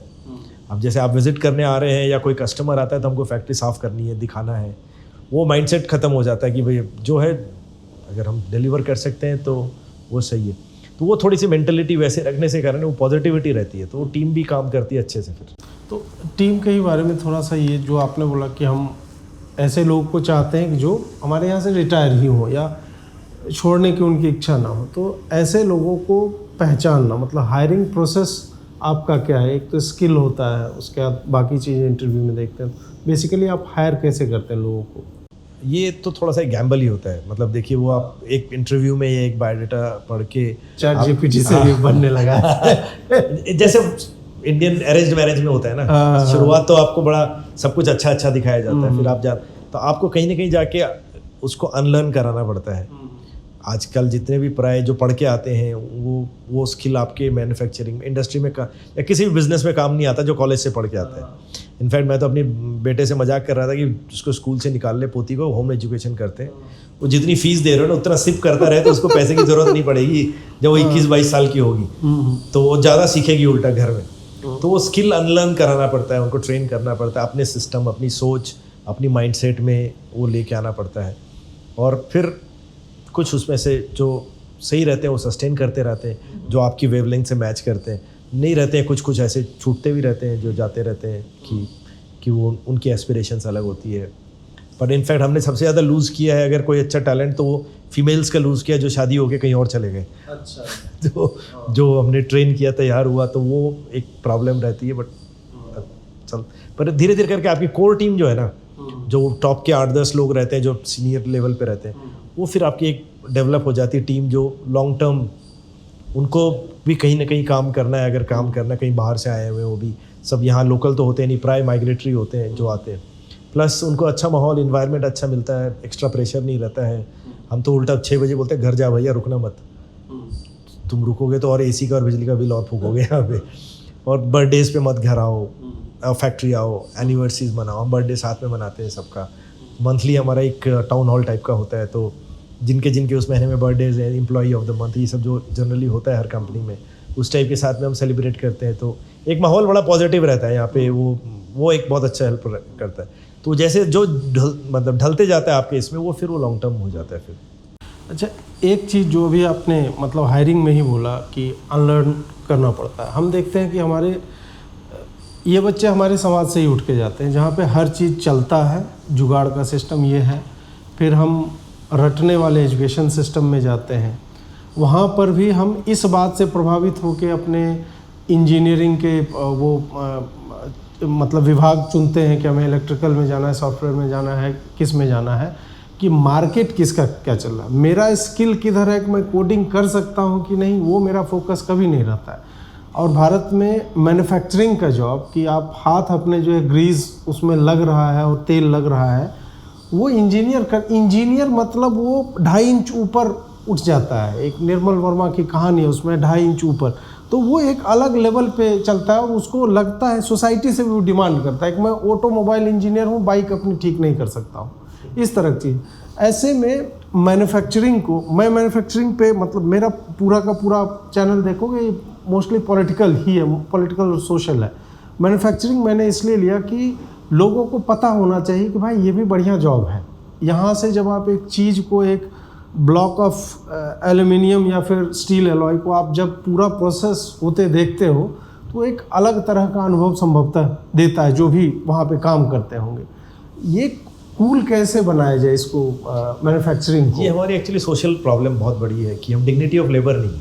हाँ, आप जब हम कहीं जाते हैं यूरोप में या US जाते हैं, तो जो फैक्ट्री का वर्कर है जब हम किसी रेस्टोरेंट में डिनर करने गए वो आपके साथ वाली टेबल में बैठा है, तो वो या उनका उठना बैठना या जो भी है कोई डिफरेंस नहीं है। आप भी मेहनत से काम कर रहे हो, आप में भी हो सकते हैं जूनियर फोरमैन हो, कहीं पे कोई एक जीएम होगा, कोई मालिक होगा, बट वो एक डिग्निटी ऑफ लेबर है। आपके सोशल क्लास में कोई डिफरेंस नहीं है कि आप क्या काम कर रहे हो, उसके कारण कोई डिफरेंस नहीं होता। इंडिया में वो नहीं है। उसके कारण क्या हो रहा है कि सबका एस्पिरेशन ये रहता है कि समाज में ये दिखे कि मैं एक लेवल हूँ, मैं कंप्यूटर वाला काम करता हूँ, मैं एसी में बैठता हूँ, मैं कोडिंग करता हूँ, मैं फैक्ट्री में हाथ काले नहीं करता। वो बहुत एक्चुअली जो जॉब आप बोल रहे हैं सस्टेन करने वाली, वो जॉब वही सस्टेन करेंगे जो आज हाथ से काम करते हैं। प्लम्बर को रिप्लेस नहीं कर सकते आप। इनफैक्ट मेरे वॉशरूम में कोमोड का एक वो टूट गया है कुछ, तो अभी हमने जुगाड़ कर रखा है क्योंकि यहाँ पे कोई प्लम्बर नहीं मिल रहा हमको, शहर से थोड़ा दूर है, तो वो अर्बन कंपनी नहीं आ रहा है यहाँ पे। यहाँ पे अर्बन कंपनी वाला नहीं आ रहा है, तो वो जो है वो बंदे के उसको अभी हम उसको 1000 रुपये भी रोज का देने को तैयार होंगे, तब भी वो नहीं आएगा, या 2000 रुपये भी दे दोगे नहीं आएगा यहाँ पे, क्योंकि उसको यहाँ आने में उतना खर्चा हो जाएगा, वो जहाँ से भी वो आएगा उसका पेट्रोल का बिल है जो भी है उसका, तो वो उसकी ज़्यादा रिक्वायरमेंट है। किंतु लोग वो नहीं करना सीखना चाहेंगे, तो और उसके बदले में वो उस टाइप की चीज़ें करना चाहेंगे जो कि एक टाइम के बाद वो वैनिश हो जाएगी, वो जॉब ही वैनिश हो जाएगी। आज कोडिंग ही चैट जीपीटी कोडिंग कर रहा है, जिसके लिए अभी मेरे एक मित्र हैं, वो कंप्यूटर का ही मतलब सॉफ्ट कोडिंग और इसका ही काम करते हैं, सॉफ्टवेयर का। वो बता रहे थे कि आज से 4 साल पहले जो सैलरी की लोग हायर करते थे, ये लोग तो करोड़ों में डिमांड होती थी एनुअल सैलरी की, और उस पर भी आपको कल ज्वाइन करना है, शाम को आ जाता था कि भाई मैं नहीं आ रहा हूँ। कुछ लोग तो मैसेज भी नहीं देते थे, टर्न अप नहीं होते थे, कहीं और चले जाते थे। अब बोले वो पीछे पीछे भागते हैं। धीरे धीरे करके वो जो है ना प्रोफाइल चेंज होते जाएंगे। अल्टीमेटली जो जब तक आपको मैंने अपने हाथ काले करके आपके पास वो स्किल नहीं होगा ना, तब आप सस्टेन नहीं कर सकते उसकी, आप वो खत्म होता जाएगा। इनफैक्ट पढ़े लिखे लोगों का भी स्किल अगर नहीं होगा तो अब डॉक्टर्स का आधा इलाज तो चैट जीपीटी करने लग गया। हाँ, डायग्नोज करके बता देता, पहले ही बता देता है कि ये होने वाला। पहले अपनी स्कैन रिपोर्ट कोई अगर कराई, आपने अल्ट्रासाउंड कराया, उसमें डाला, उसके पूरी हिस्ट्री। इनफैक्ट डॉक्टर के पास जब मिलने जाते उसको लेके, तो डॉक्टर से ज़्यादा नॉलेज हमारे पास होती है। तो वो जो एक्सपीरियंस चैट जीपीटी के पास है, वो डॉक्टर के पास तो उस मोहल्ले का एक्सपीरियंस है। नहीं, वही मस्क ने बोला कि अभी जो एआई है इतना पावरफुल हो जाएगा कि दुनिया के जितने ग्रेजुएट्स हैं उनकी जितनी कलेक्टिव विजडम है उसको सुपरसीड कर जाएगा हर सब्जेक्ट में। एब्सोल्युटली, एकदम सही बोल रहे हैं। तो जब वो स्थिति आ जाएगी, और हम जो है मान लीजिए हम ग्राफिक डिज़ाइनर हैं और हम जनरेटिव एआई जो हम यूज़ नहीं कर रहे हैं अपने ग्राफिक्स के लिए, तो हम पीछे रह जाएंगे। एब्सोल्युटली, हम ट्रेडिशनल तरीके तो ठीक है, परंतु अपने आप को लगातार जो इम्प्रूव करते रहना, वो एक ये है। हायरिंग से इसी से जुड़ा हुआ एक और प्रश्न है कि बड़े बड़े जो एंटरप्रेन्योर्स हैं उन्होंने स्टेटमेंट बार बार दिया, कहीं बोलते हैं 70% of Indian graduates are unemployable, कहीं 90% तक बोल देते हैं। आपका अनुभव क्या रहा है? मतलब कोई IITian से आप मिले हों या ऐसे लोगों से, या कॉलेजेस में आप जाते हैं कैंपसेस में बच्चों से इंटरेक्ट करने के लिए? वो बेसिकली बहुत बड़ा गैप है। हर यूनिवर्सिटी को ना इंडस्ट्री के साथ काम करना चाहिए। हमने एक प्रोजेक्ट भी चलाया था एक बार दिल्ली में, एक यूनिवर्सिटी के साथ में, प्राइवेट यूनिवर्सिटी थी। अनफॉर्चुनेटली वो चला नहीं ज़्यादा दिन तक, बिकॉज वो एक इन्वेस्टमेंट है, कोई नहीं करना चाहता, इंडस्ट्री भी नहीं करना चाहती पहले, और यूनिवर्सिटी भी नहीं करना चाहती। आपको इंडस्ट्री रेडी बच्चे एक भी नहीं है। आप मतलब आप देखेंगे अब IIT और से भी जो निकलते हैं, उनकी नॉलेज से ज़्यादा उनका जो इंटेलेक्ट है, उनका जो एक्शन लेने का मतलब पढ़ने का या जो भी ग्रास्पिंग पावर है, वो ज़्यादा पावरफुल है एज़ कम्पेयर टू कि वो 4 साल वहाँ से क्या सीख के आते हैं। वो पढ़ के आते हैं कुछ और, करने लगते हैं कुछ और, इंजीनियरिंग करते हैं किसी और चीज़ में और काम कुछ और करते हैं। हाँ। तो वो जो वहाँ पे सीखा है या कॉलेज में जो पढ़ा है, वो इंडस्ट्री को कोई उससे बेनिफिट। आप चूंकि एक सिलेक्टेड आदमी हो, आपकी हर जगह पे ऑडिट होती गई, 10th में अच्छा स्कोर किया, 12th में अच्छा किया, एंट्रेंस में अच्छा किया, कॉलेज में पास आउट, मतलब आपके पास एक इंटेलेक्ट लेवल जो है वो बेटर है। अब इंडस्ट्री उसको यूज़ करती है अपने तरीके से कि हमारे को ये एक अच्छा समझदार है, ये जल्दी ट्रेन हो जाएगा, जल्दी इंप्लीमेंट कर लेगा। वो जो वहाँ पे जो टाइम लगा के आ रहा है, उसका फ़ायदा बहुत कम लोगों से मिलता है। बहुत बड़ा स्किल का बहुत बड़ा गैप है। कॉलेज में जो पढ़ा के आते हैं, एक्चुअली हमारे को तो जब तक हम उसको वापस से अनलर्न करके लर्न नहीं करें, तो उसकी जो टाइम और एजुकेशन की वे, इनफैक्ट सबसे अच्छे कुछ हमारे यहाँ पे जो अभी सीनियर पोजीशन में लोग हैं, 1-2 जन की शुरुआत स्टोर रूम में हुई थी, स्टोर में एक स्टोर कीपर से हुई थी, 1200 रुपये की तनख्वाह से। आज वो हमारे टॉप में ऊपर सीनियर मैनेजमेंट में पहुँच गए। वो उनके स्किल सीखने की, लर्निंग करने की जो ट्रेनिंग ली, उसके कारण हमारे क्वालिटी का जो हमारे अभी एक हेड है वो सीनियर पोजीशन पे है, वो तो वो स्क्रैप निकालते थे मशीनों से पहले 15 साल पहले, वहाँ से आज जाके उस जगह पे कि वो मैंने एक अच्छे इंजीनियर को ट्रेन कर सकते। तो वो कॉलेज से जो सीख के आते हैं वो एक तो उनका वो हो जाता है कि मैं इंजीनियर हूँ, वो जो हाँ, तो वो है वो वहीं पे दबना शुरू हो जाता है उसका, वो नया सीख नहीं पाता है। तो आप ये देखिएगा, बड़े ट्विटर पे भी आप देखेंगे जो ज़्यादा टैलेंटेड होते हैं, जो पढ़े डिग्री वाले होते हैं ना, वो बाकी लोगों को तुच्छ समझते हैं। हाँ, वो डिसमिस कर देते हैं, डिसमिस सीधा, कर वो देते हैं, इंगेज नहीं नहीं करना चाहते।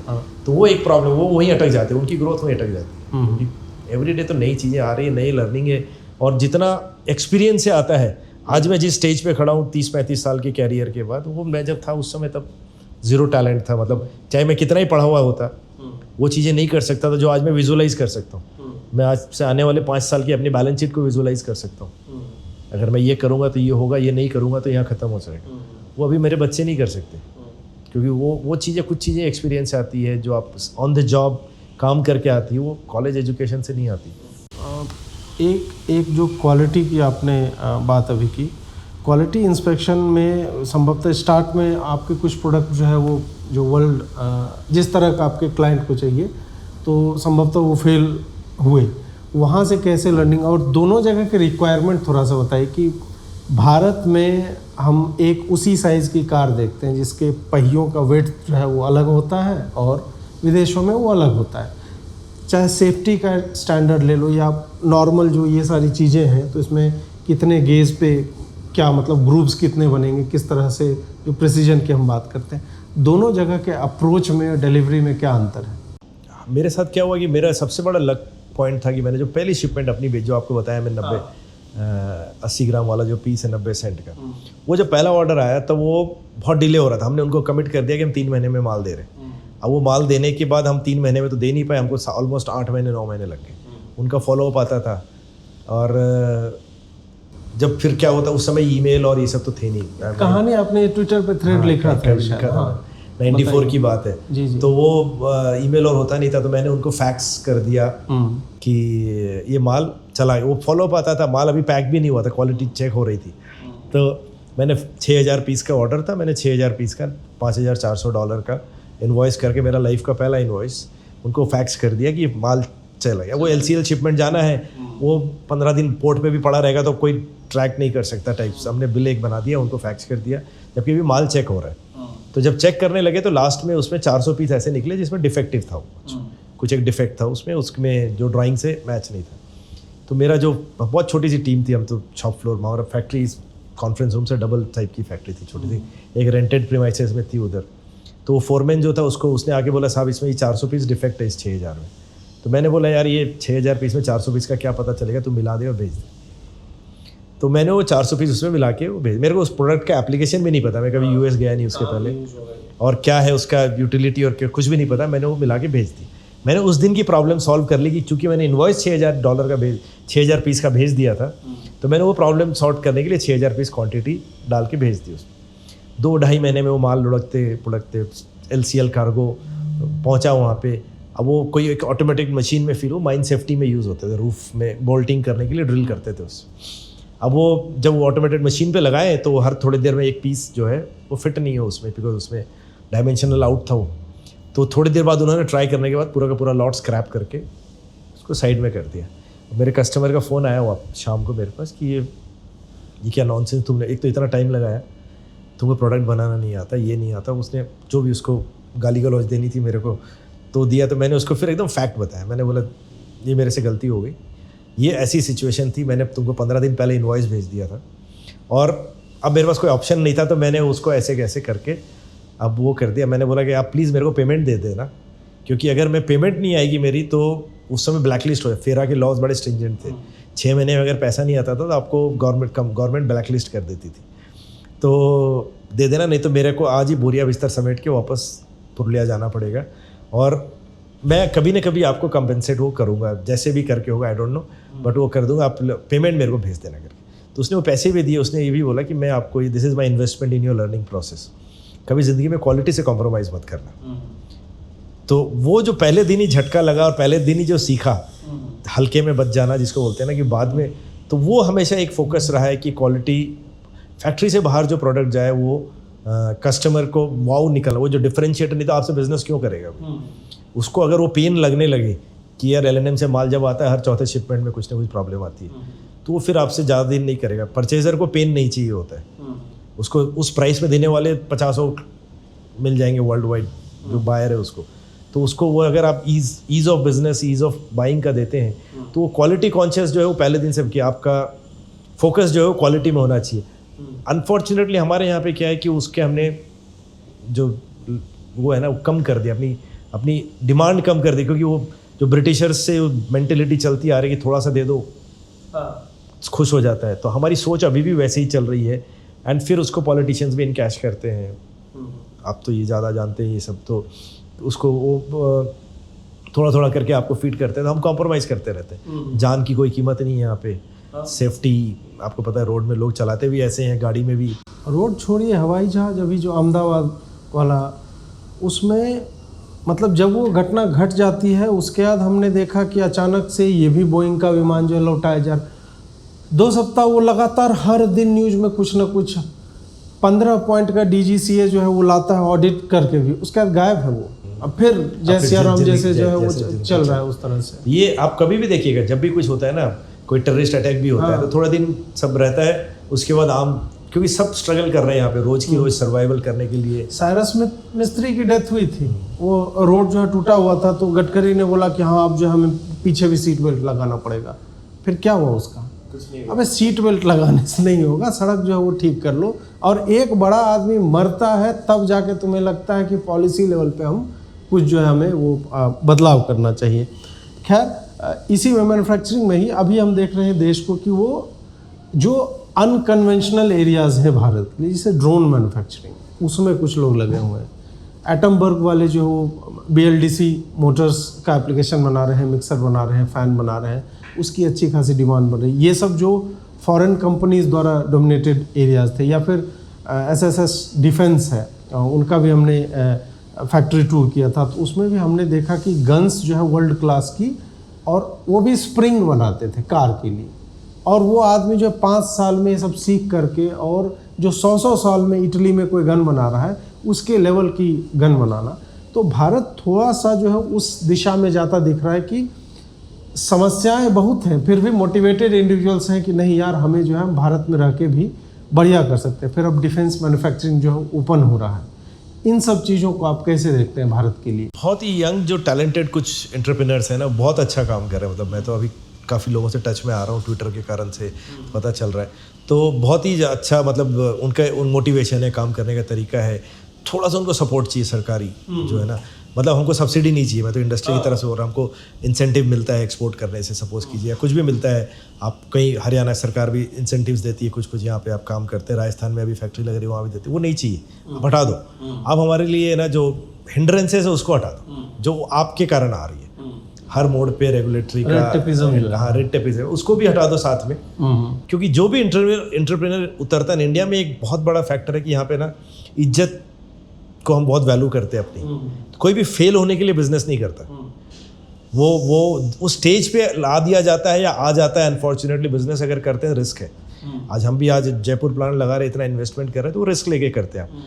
अगर कोई कारण से नहीं चला तो वही लोग जो आज मेरे को चढ़ा के रखते हैं कि बढ़िया 30 साल तूने इतना ग्रोथ किया, वही गालियाँ देंगे कि ये, और कुछ लोग हैं जो हंसेंगे भी कि ये फेल हो गया था बड़ी।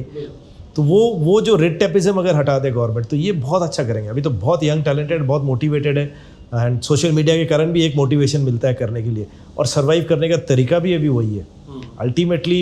इनफैक्ट मैं अभी पंचतंत्र किताब पढ़ रहा था, तो उसमें देखा था कि 6 तरीके से पैसे कमा सकते हैं आप।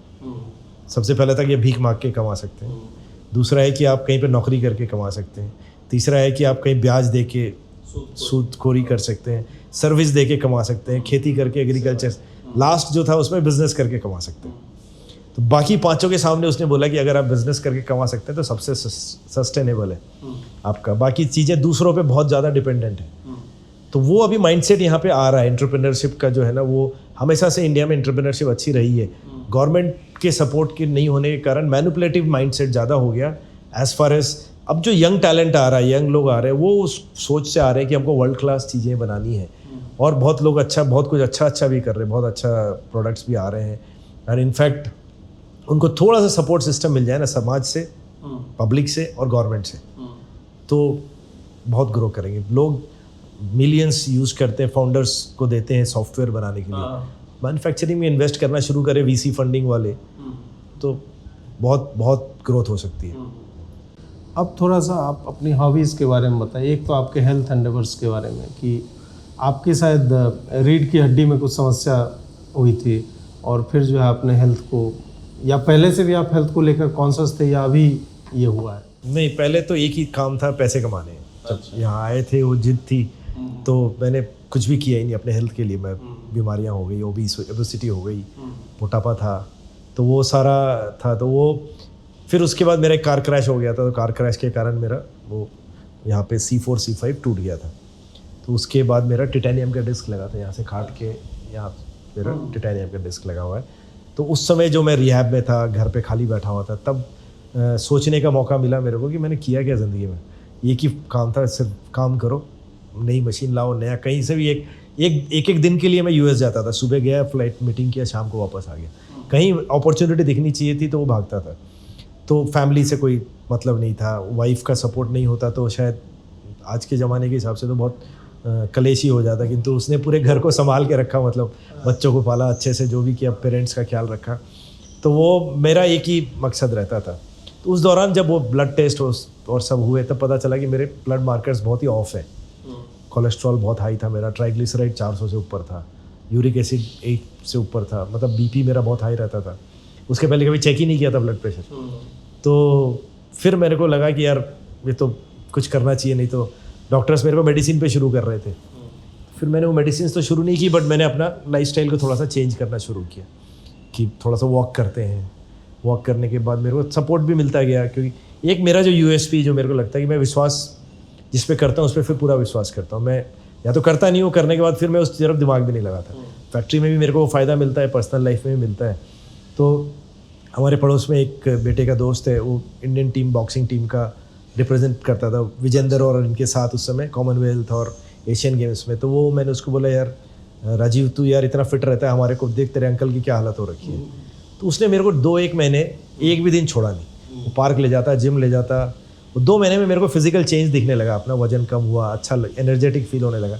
फिर वो एक आदत सी हो गई। उस बात को अब 15 साल हो गए करीब, सो 2010-11 की बात है, उससे लेके अभी तक। तो उसके बाद से फिर मैंने कभी भी वो छोड़ा नहीं।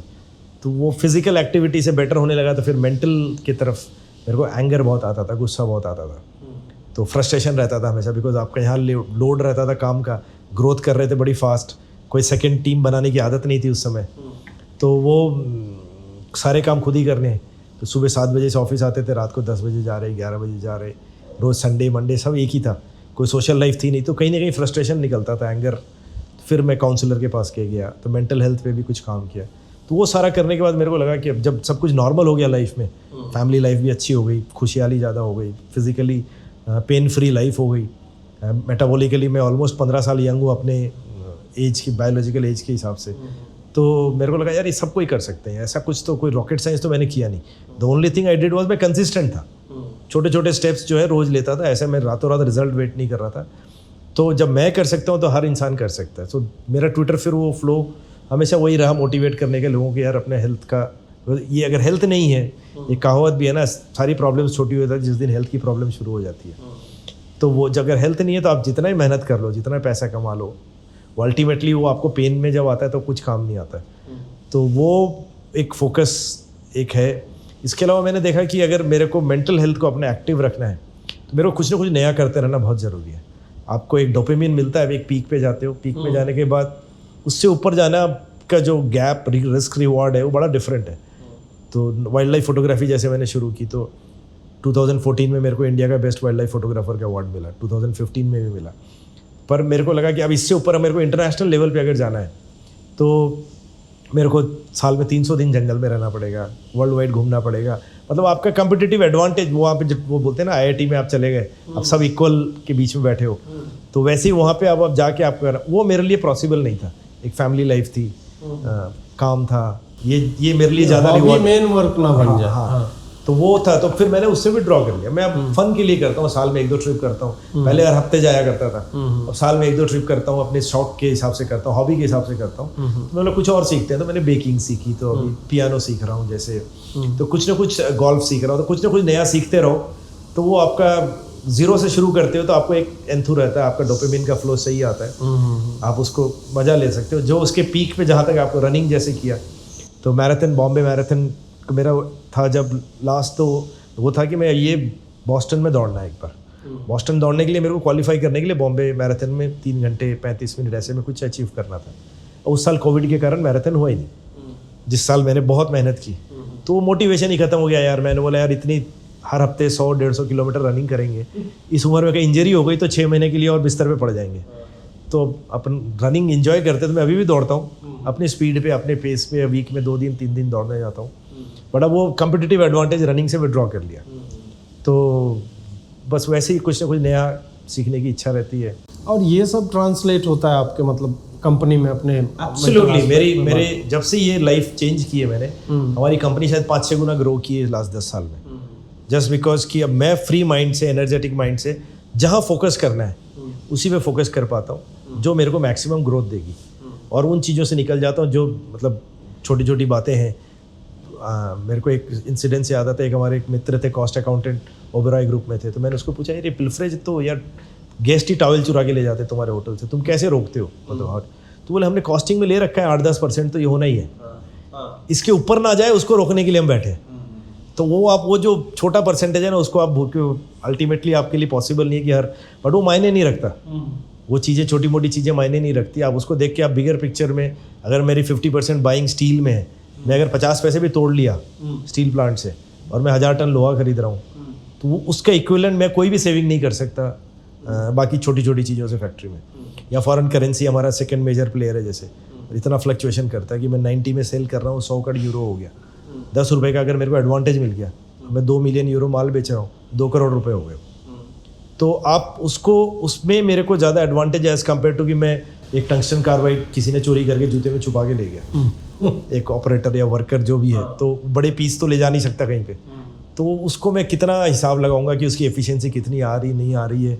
तो वो फिर उससे जब विड्रॉ कर लिया, प्लस अब ERP सारे ऐसे आजकल स्टेट ऑफ द आर्ट हो गए कि अलर्ट आ जाता है, कहीं पे भी कुछ अगर आउट ऑफ सिस्टम गया तो आपको सबको पता चल जाता है। तो वो चीज़ें धीरे धीरे करके जब आपका सिस्टम इतना स्ट्रांग हो जाता है तो वो सारा कंट्रोल में आ जाता है। तो वो फिर आप मतलब आप बहुत फ्री हो जाते हो। जब फ्री हो जाते हो तो आप एनर्जेटिक रहते हो, अपने शौक पूरे कर सकते हो, प्लस फैमिली को टाइम दे सकते हो, तो काम में एफिशिएंसी बढ़ जाती है उससे। अंतिम प्रश्न कि वही, ये आपका विजन क्या है इसको लेकर के, कि आगे कहाँ ले जाना चाह रहे हैं इस कंपनी को, या फिर और भी कुछ करना चाह रहे हैं आप साथ के साथ, कुछ दूसरे तरह की चीज़ इसी से जुड़ा हुआ? प्रोफेशनली तो यही करने का मन है, क्योंकि मैं किसी भी चीज़ में इन्वेस्ट नहीं करता जो मेरे को नहीं समझती। चाहे वो स्टॉक मार्केट का ही एक कोई शेयर ऐसी कंपनी का हो, जोमेटो मेरे को नहीं समझता बिजनेस, तो मैं जोमेटो के स्टॉक नहीं खरीदता, मतलब एग्जांपल के लिए। तो वो मैं वही काम करना चाहता हूँ जिसमें मेरे को समझता है कि ये ऐसे चलने वाला है। तो ये ग्रो तो इसी को करना है। अब दोनों बच्चे भी आ गए हैं और वो भी काफ़ी इंटरेस्ट के साथ करते हैं, और वो नई नई प्रोडक्ट्स, नई नई चीज़ें, नई नई सोच, नई टेक्नोलॉजी पे इम्प्लीमेंट कर रहे हैं वो। तो नेक्स्ट लेवल पे इसको लेके जाना है। अभी हम आप समझ लीजिए कि एक MSME के ऊपर के लेवल पे, इसको अगर नेक्स्ट लेवल पे जंप मारने के लिए हम सही प्लेटफॉर्म पे खड़े कि नेक्स्ट 2-5 साल में हम इसको काफ़ी एक्सपैंड कर सकते हैं। और मार्केट है, अपॉर्चुनिटी है, नाम है, क्लाइंट्स समझते हैं, तो उनको झिझक नहीं होती ऑर्डर देने के लिए। डेवलपमेंट के ऊपर मेरा पूरा फोकस रहता है कि नए प्रोडक्ट्स के डेवलपमेंट। अभी लास्ट 6-8 महीने में हमने ऑलमोस्ट 40-50 करोड़ रुपए के नए प्रोडक्ट्स डेवलप किए, जैसे जो 2026-27 में हमारे कंप्लीट बिजनेस में आ जाएंगे। तो ये सब हमारे टॉप लाइन बॉटम लाइन को सब ऐड करते हैं। तो फोकस तो इसको ग्रोथ करने का, तो ये तो लास्ट डे तक अब मैं काम करना चाहता हूँ। मैं रिटायर कभी नहीं होना चाहता कि मैं काम बंद करके बैठ गया घर पे। बट जो अपना इंटरेस्ट कह रही है उतना ही करूँ, बाकी लोगों पे विश्वास करूँ। तो वो फोकस हमेशा रहेगा कि as far as work is concern. अभी आपके पापा जी थे आपके साथ? हाँ, तो वो भी अभी बीच बीच में आते रहते हैं? मतलब पापा प्राय रोज आते हैं। अच्छा। और वो घर पे बैठे रहने से वे बेटर है कि यहाँ लोगों से मिलते हैं। मेरे को भी 1-2 उनके राय मिल जाती है। मैं हर चीज़ उनको बाउंस बैक करता हूँ, कुछ भी अगर मैं सोच रहा होता हूँ तो उनका जो मैंने बोला एक्सपीरियंस के सामने सब जीरो है। तो उनका एक्सपीरियंस मेरे को बड़ा फ़ायदेमंद रहता है। कोई ऐसी बात नहीं है जो मैं उनके साथ शेयर नहीं करता।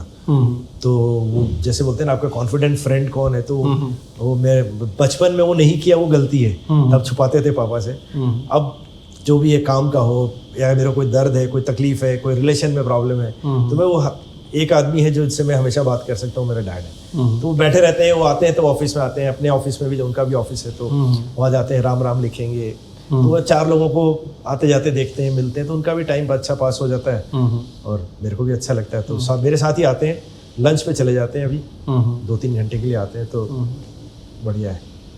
चलिए सर, आपने हमें समय दिया, इसके लिए जरूर बहुत सर। धन्यवाद। थैंक यू, थैंक्स अजीत जी, बहुत अच्छा लगा आप आए।